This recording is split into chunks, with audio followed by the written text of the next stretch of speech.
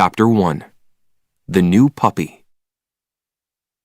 My name is John Grogan, and I love dogs.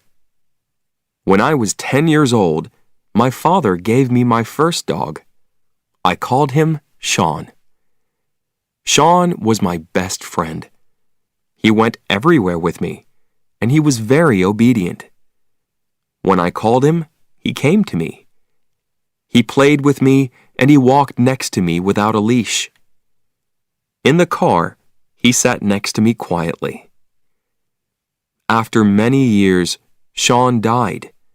He was 14 years old. By that time, I wasn't a boy. I was a man. I had my first job. Sean was a great dog. I wanted to get another dog, but it had to be as wonderful as Sean. Some years later, I moved to Florida and married Jenny. Jenny and I had jobs with newspapers. We were very happy. We were young and in love, and life was wonderful. One day, I bought a plant for Jenny. It was very large, with beautiful white flowers. Jenny loved it, maybe too much. Every day, she gave it water. In the end, the plant got sick and died. Some days later, I woke up early. Jenny wasn't in bed. I found her at the table with a newspaper. She had a red pen in her hand. "Jenny," I said, "what are you doing?" She showed me the newspaper. It was open at a page of ads. "Look at this, John," she said. I saw an ad with a big red line under it. Beautiful Labrador puppies, 5 weeks old. "I can't forget about that plant," Jenny said. "Why couldn't I look after a plant? I only had to give it water, but I killed it." She looked sad, but then she smiled. "I can't look after a plant, but maybe I can look after a dog. And later, maybe I'll be ready for a baby." I thought about that. Jenny and I wanted to have children one day, but we loved dogs too.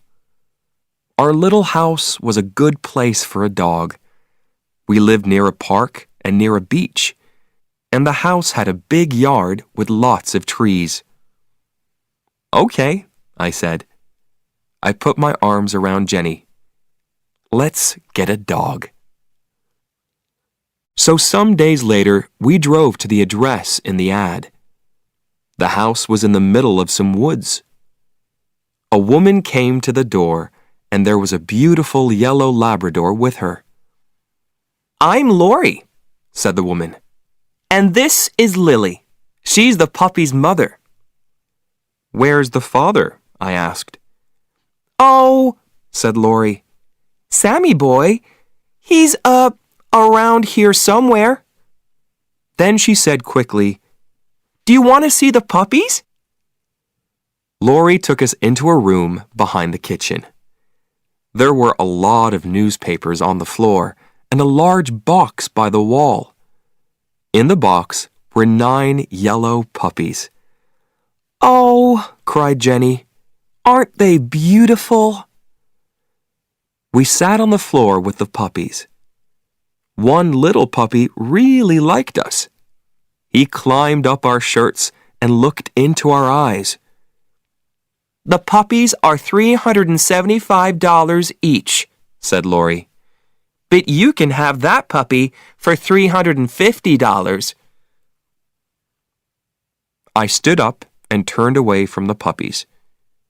Then I turned back quickly and shouted loudly. The other puppies ran away, but the little puppy ran to me and climbed over my shoes. "That's our puppy," Jenny laughed. I held him in front of my face. I looked at him, and he looked at me. He had very large brown eyes. I gave him to Jenny, and she held him too. I think he likes us, I said. We paid Lori for him.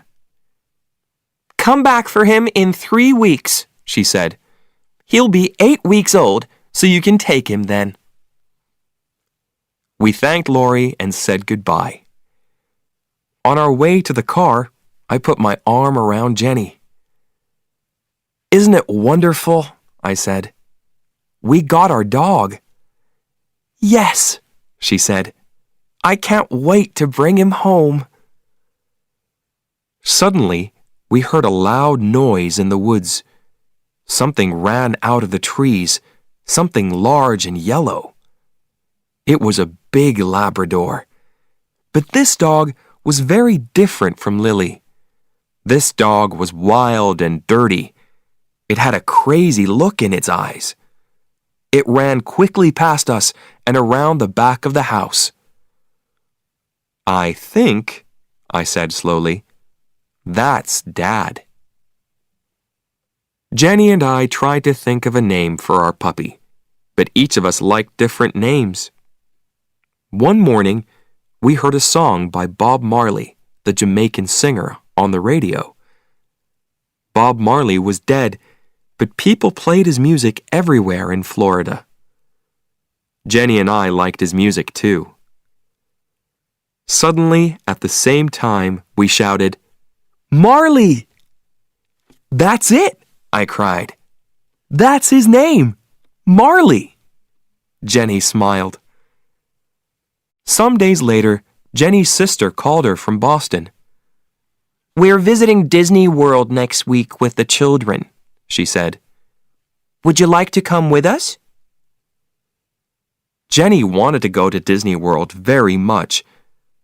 But I won't be here when Marley comes home, she said. That's okay, I said. I'll go and get Marley. A week later, Jenny left for Orlando. That evening after work, I drove to Lori's house. Marley was a very large puppy now. He eats a lot, said Lori. Are you ready for your new home, Marley? I said. I used his name for the first time, and it felt right. Marley sat next to me in the car. He tried to climb on me, but each time he fell back on the floor. In the end, he climbed up and sat on me. He wagged his tail happily. When we got home, I took off his leash. Marley began to sniff. He went around the house and sniffed everything. Then he sat back and looked at me with his large brown eyes. I could read Marley's thoughts. This place is great, but where are my brothers and sisters? I took Marley to the garage next to the house. It was a warm, dry room. Marley, I said, this is your room now. I put some newspapers down on the floor. I put some playthings down too. Then I put some water in a bowl and made a bed from a large box. You're going to sleep here, I said. I put Marley into the box. He looked sadly up at me. I went back into the house and closed the door. I stood and listened. I could hear nothing. Then I heard a cry, and then another cry. The cries got louder and louder.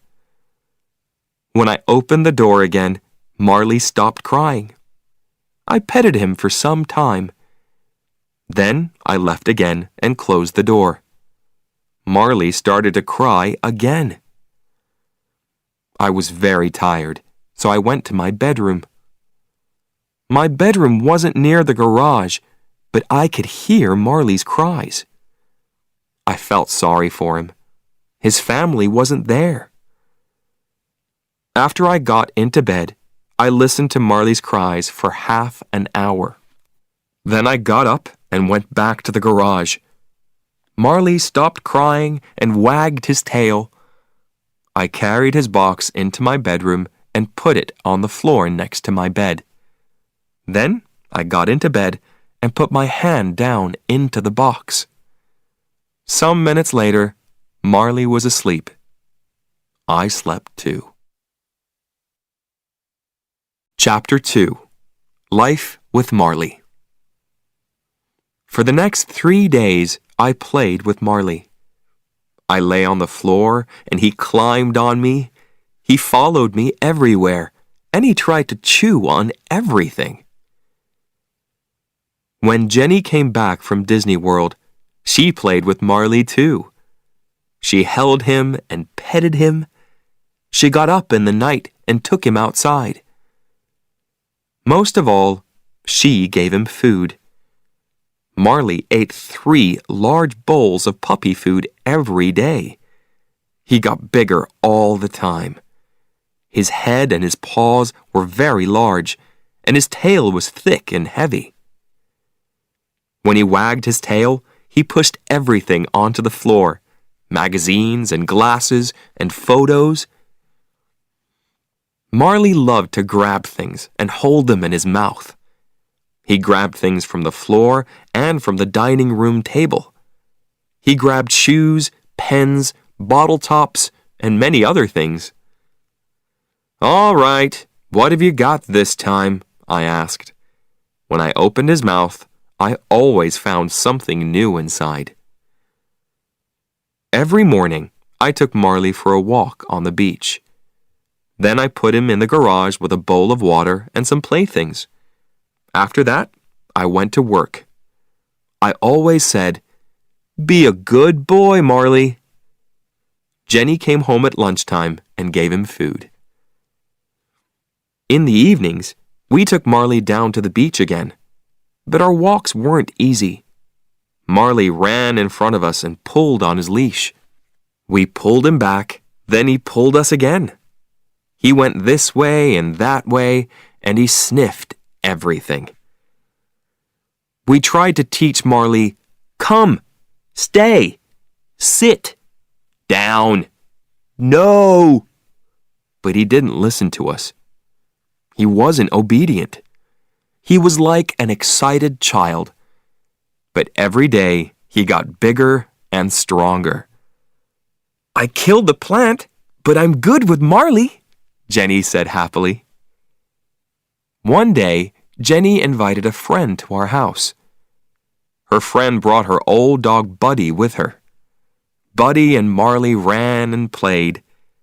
Then they were tired, so they lay down in the yard. Some days later, Jenny was with Marley when she said, "Come and look at this, John." I looked and I saw something small and black in Marley's fur. "Oh no," I said. "Marley has fleas."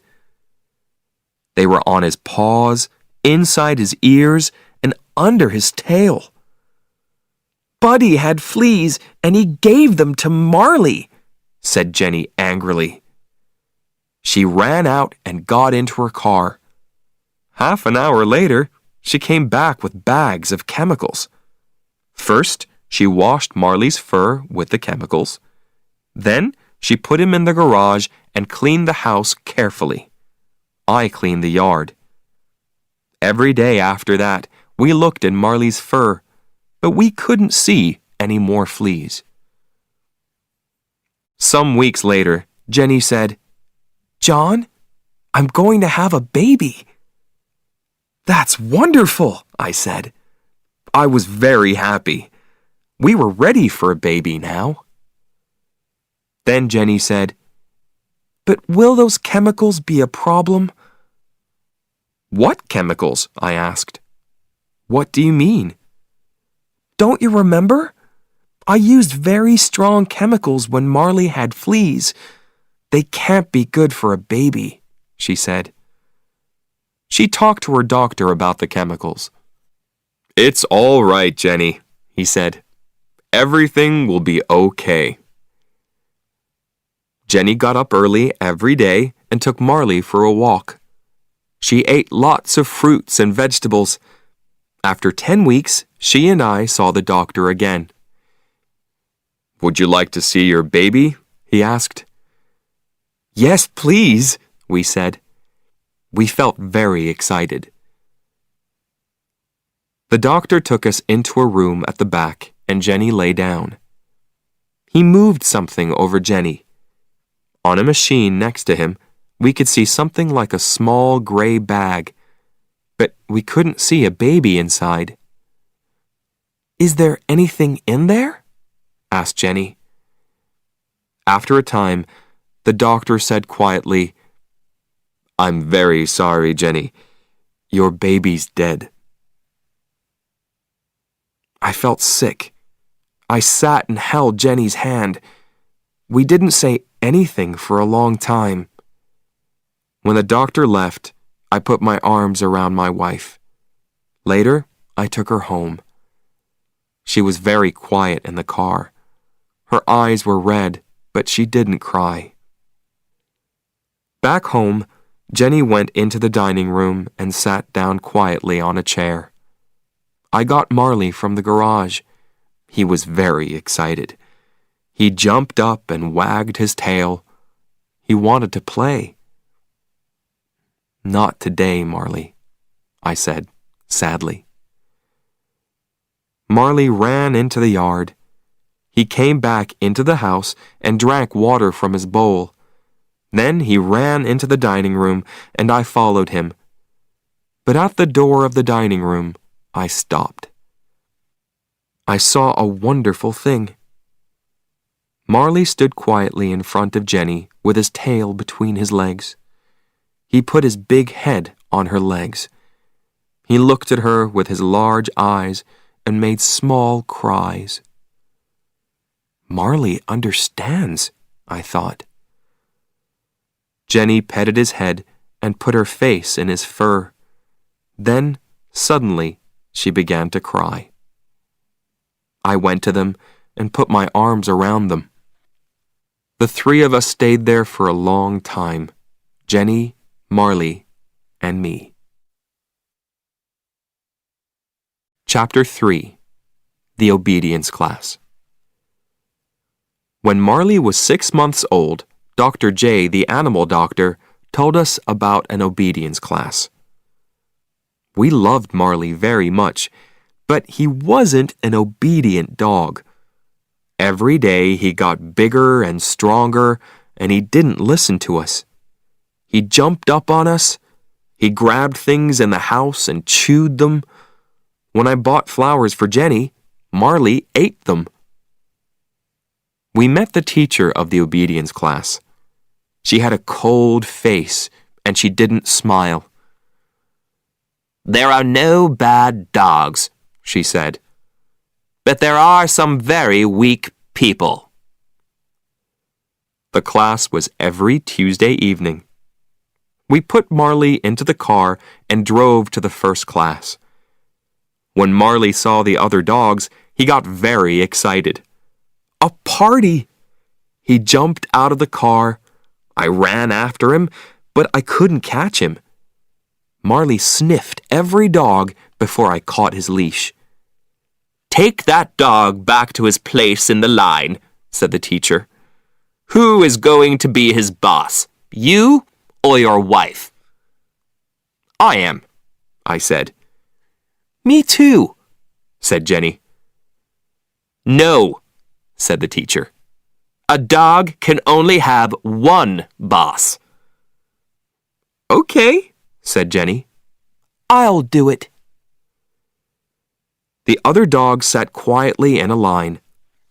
Jenny took Marley to his place. I stood and watched.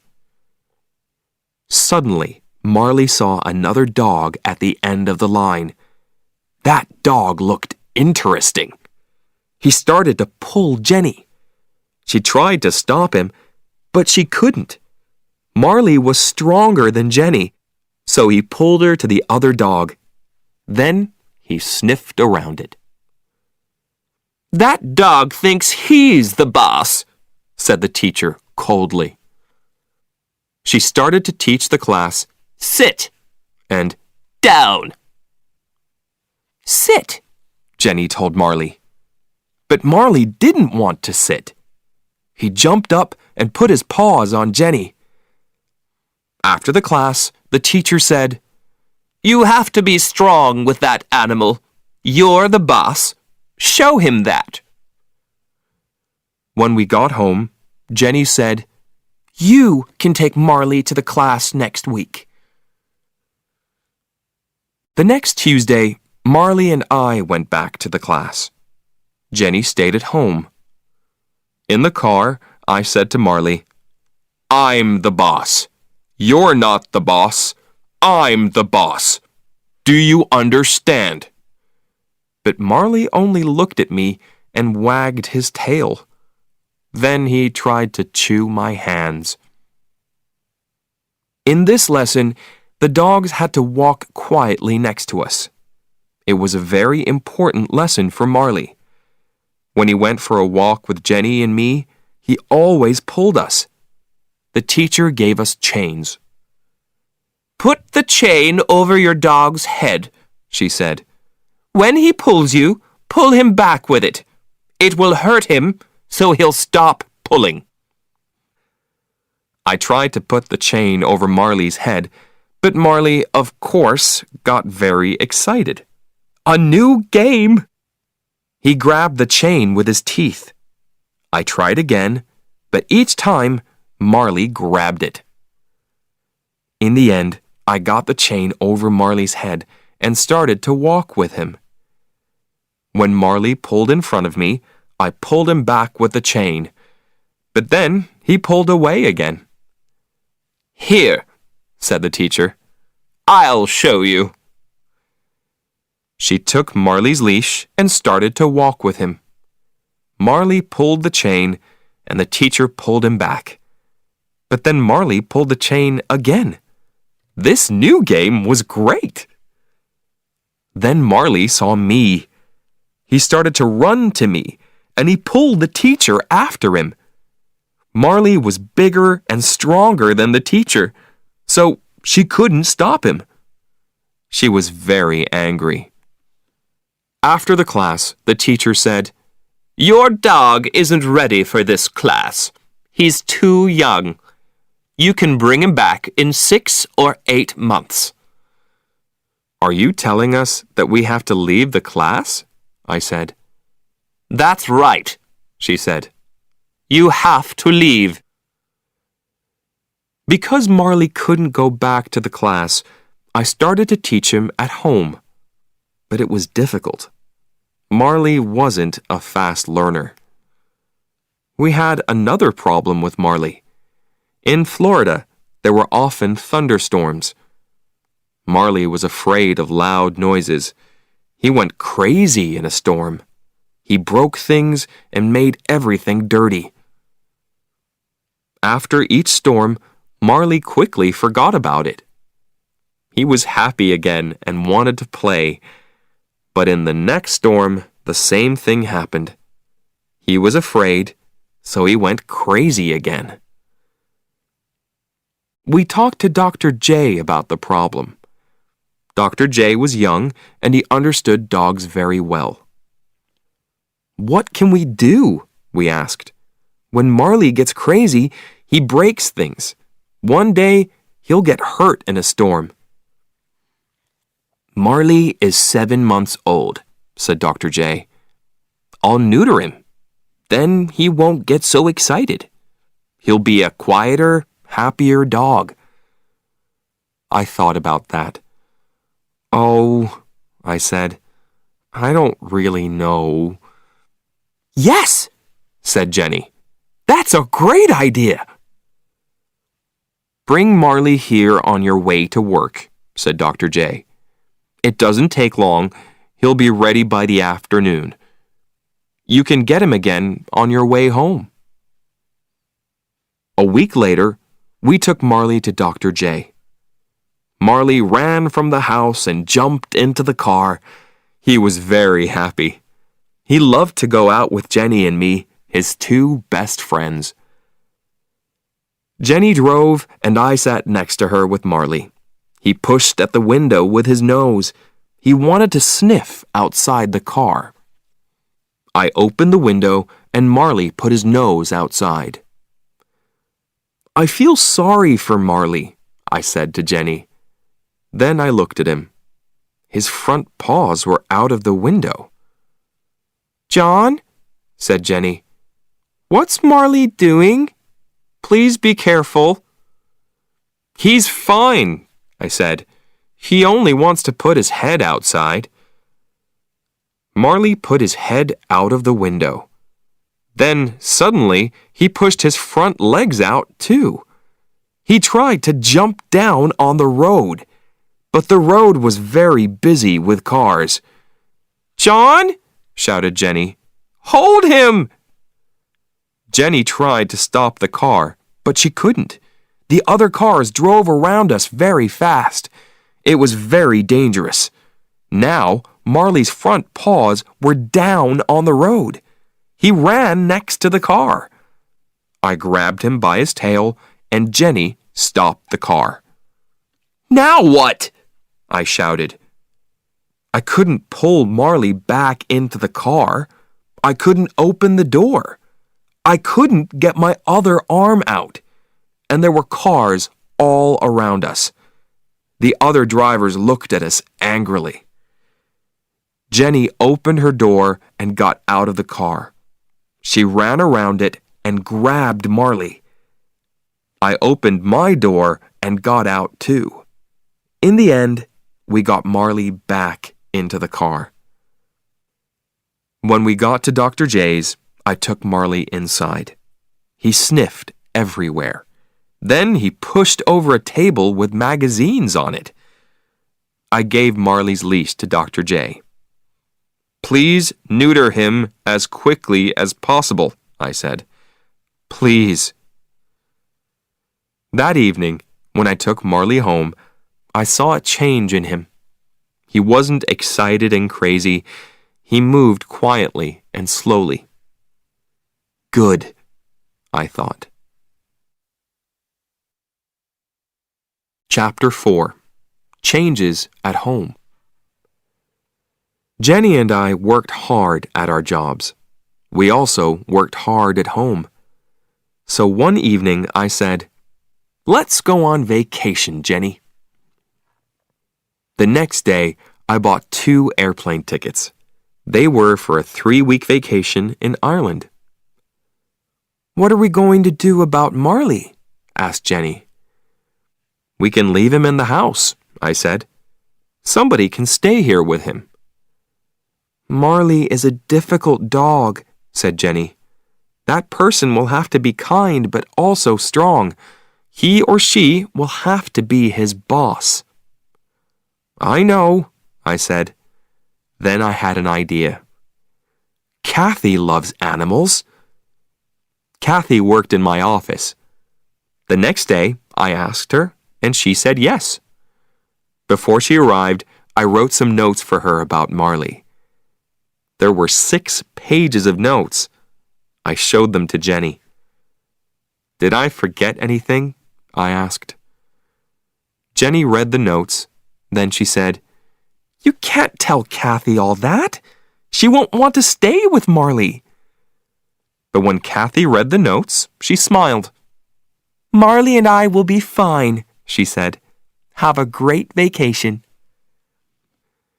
Jenny and I had a wonderful vacation in Ireland. The weather was fine and warm. We drove on small country roads and walked by the ocean.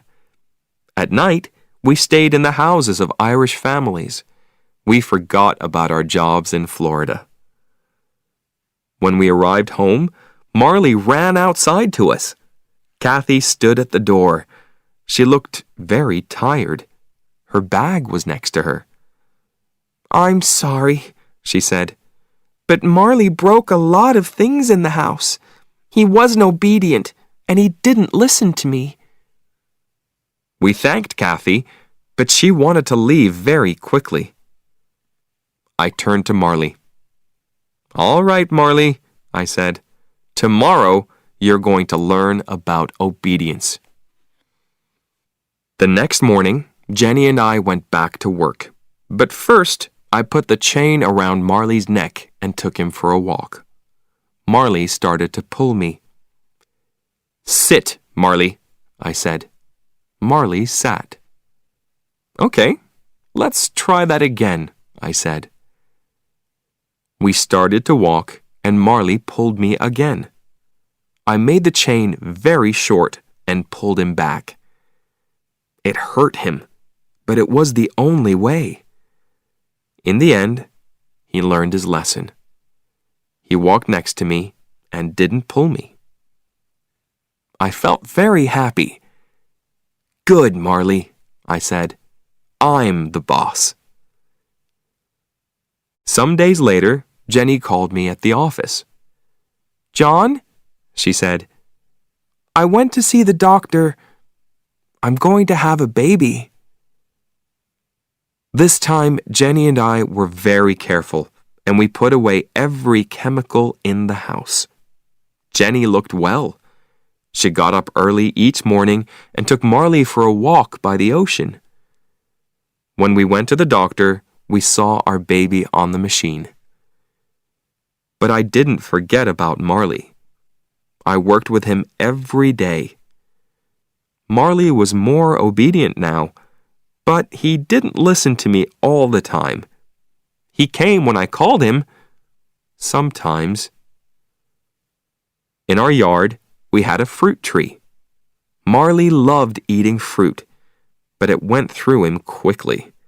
His poop was everywhere in the yard. He ate a lot of other things too. These went through him and came out in his poop: toys, pens, and bottle tops. I bought Jenny a beautiful chain for her birthday. She loved it and she put it around her neck. But some hours later she cried, "My chain! Where is it? Maybe I didn't put it on right." "We didn't go outside," I said. "So it's here in the house." We looked in every room, but we couldn't find the chain. Suddenly Jenny said, "What's that in Marley's mouth?" I saw the end of a thin chain. "Oh no!" I cried. "Okay, Marley, it's all right. Come here now. Please give us the chain." But Marley only looked at us. Suddenly, he threw his head back.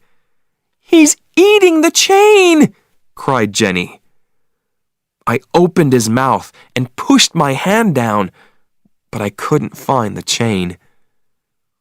"We'll have to wait," I said. "The chain will go through Marley and come out in his poop." I gave Marley lots of fruit. We waited for 3 days. I followed Marley everywhere. When he pooped, I looked for the chain, but it wasn't there. On the 4th day, I found it. After I washed it, it was very clean. It had a beautiful shine. "That's wonderful," Jenny said. "It shines better than before." Jenny wore that chain for years. When I saw it, I always thought of Marley. Our son was born in St. Mary's Hospital in Palm Beach.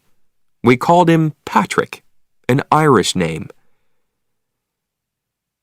"Things are going to change at home for Marley now," said Jenny.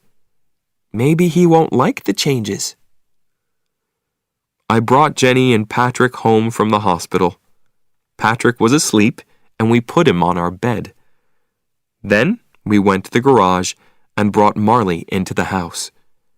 He followed Jenny into the bedroom, but he didn't see Patrick on the bed. Then Patrick made a small noise, and Marley's ears went up.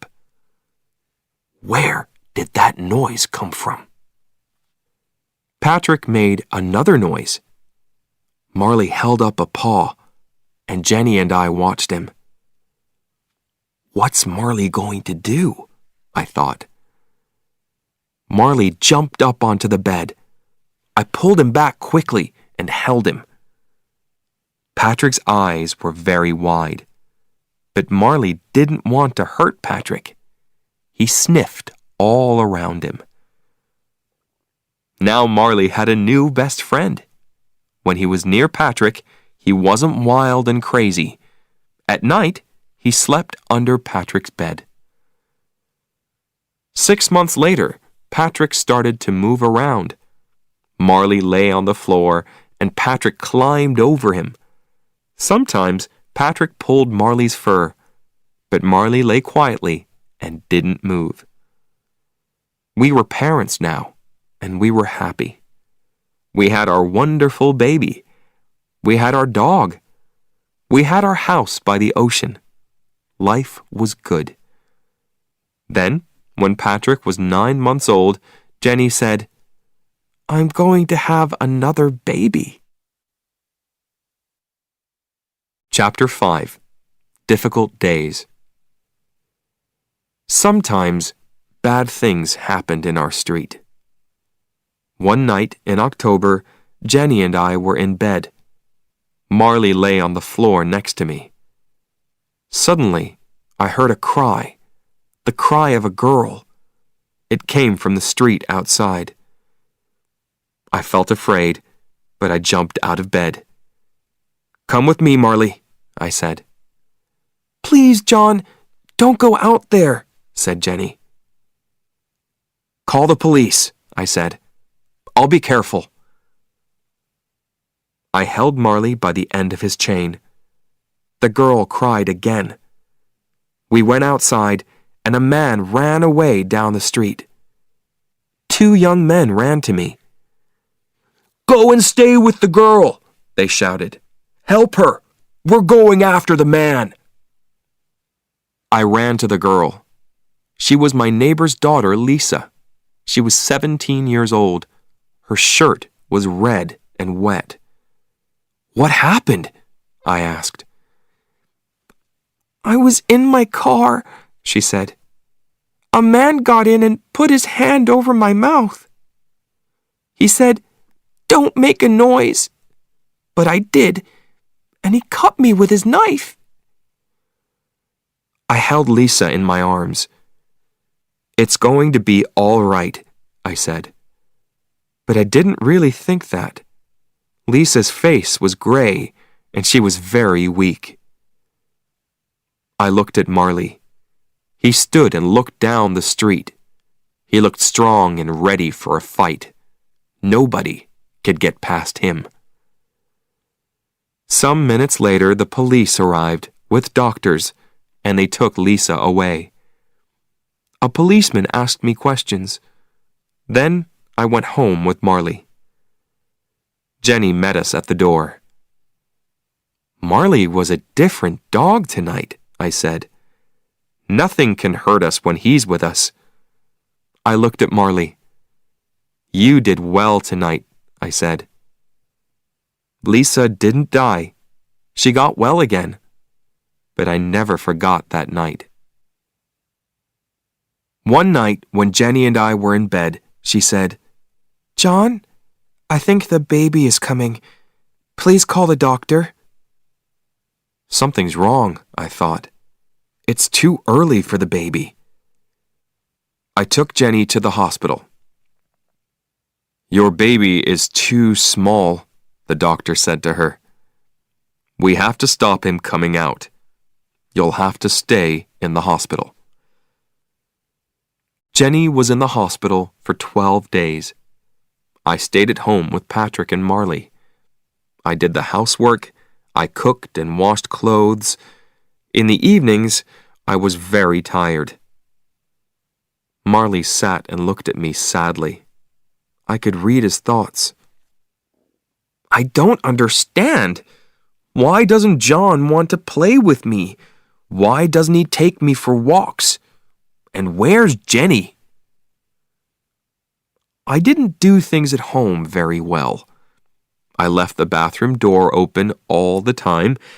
Marley loved to go into the bathroom and to drink water from the shower. One day, I took Patrick on a visit to the hospital. "What did you do to Patrick?" Jenny asked. "What do you mean?" I asked. He's fine. Look at him, said Jenny. I looked. His arms were in the legs of his baby clothes. Jenny called my Aunt Anita. She also lived in Florida, but in a different town. Please, can you look after John and Patrick? She said. 2 days later, Aunt Anita arrived. She did the housework and everything at home was fine again. When Jenny came home, she had to stay in bed all day. This was a very difficult time for her. She couldn't cook or go for a walk. Worst of all, she couldn't hold Patrick. Marley brought his playthings into the bedroom and lay on the floor next to Jenny. He stayed there day and night. Aunt Anita had to go home to her husband, so I had to look after the house again. Then one day, when the doctor visited Jenny, he said, "You can get up now. The baby is bigger." Jenny was very happy. She got up and played with Patrick and Marley. She started to do the housework. The next day, we went to a Greek restaurant for lunch. But suddenly, the baby started to come. So I took Jenny to the hospital. Then everything happened very quickly. 1 hour later, I held my beautiful new son in my arms. Jenny and I had 2 sons now, Patrick and Connor. One was 17 months old, and one was a baby. We were very happy with our sons, but we were tired all the time.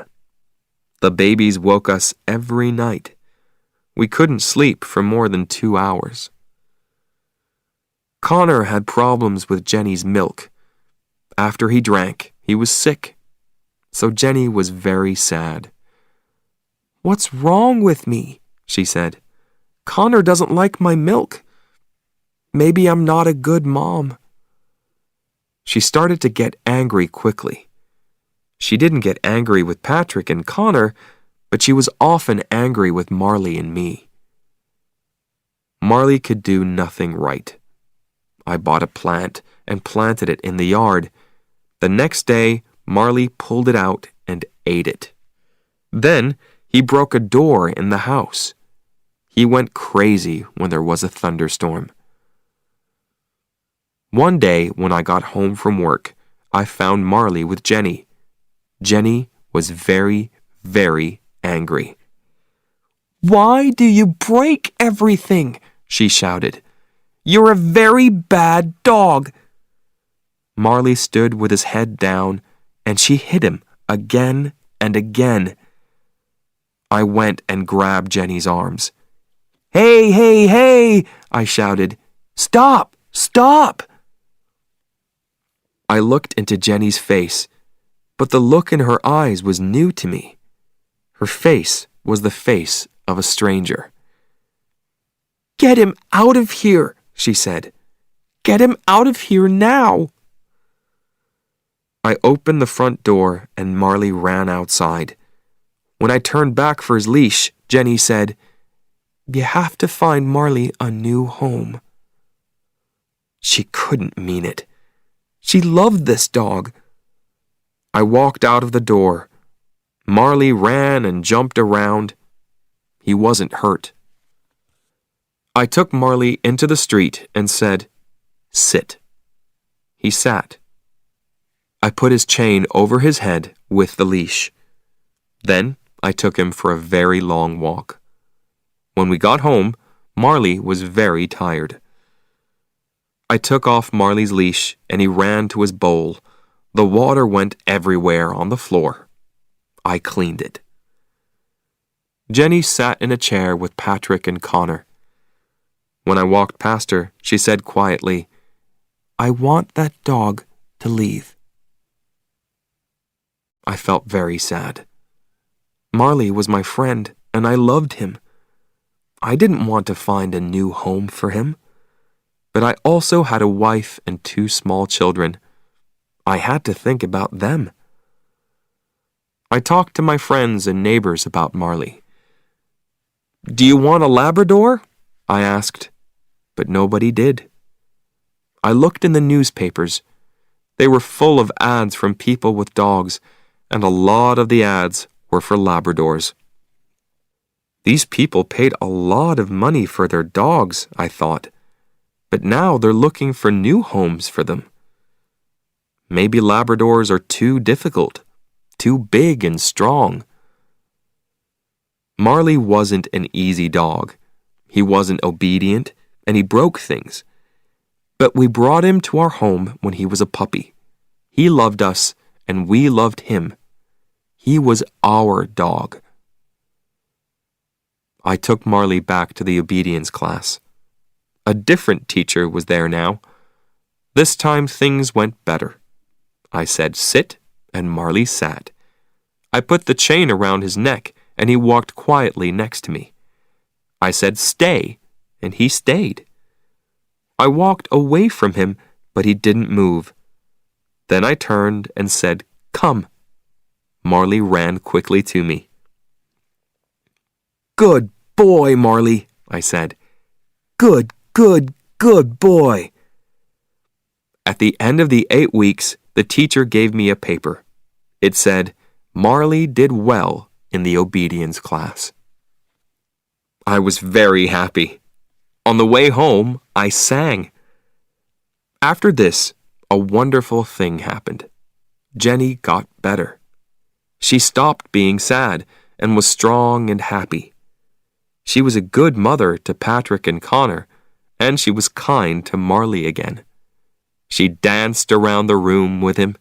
Sometimes at night, when he was quiet, she lay on the floor with him, her head on his neck. Jenny's here with us again, I thought. That's great.